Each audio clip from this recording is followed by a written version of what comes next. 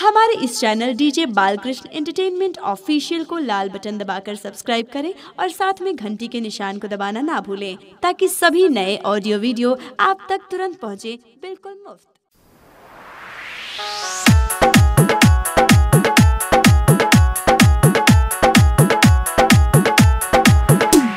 Recording by DJ Balkrishna studio Baheri. हमके पटना बजरिया घुमा दे राजा, हमके पटना बजरिया घुमा दे राजा, हमके चाट चाउमीनिया खिला दे राजा, हमके चाट चाउमीनिया खिला दे राजा।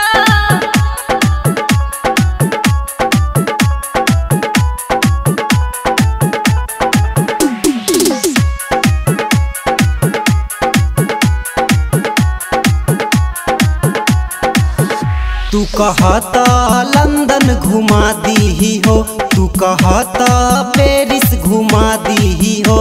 हमरा बिहार जिलवा घुमा दे राजा, हमरा बिहार जिलवा घुमा दे राजा, हाँ लंदन बजरिया घुमा दे राजा, हमके साल के खाजा खिला दे राजा।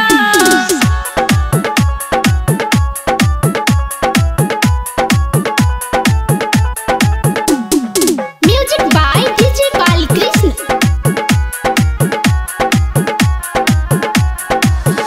तू कहता अमेरिका घुमा दी हो, तू कहता कनाडा घुमा दी हो।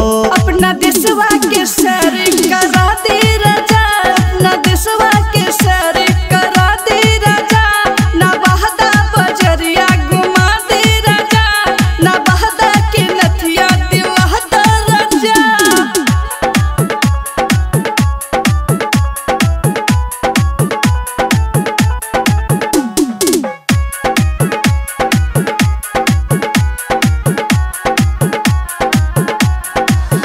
तू कहता मुंबई घुमा दी हो, तू कहता दिल्ली घुमा दी हो।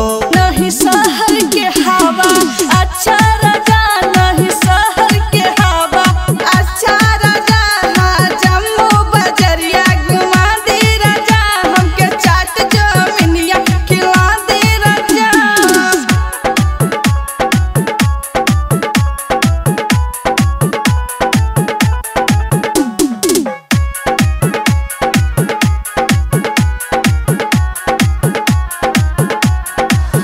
तू कहता कश्मीर घुमा दी हो, तू कहता शिमला घुमा दी हो। वहाँ बहुत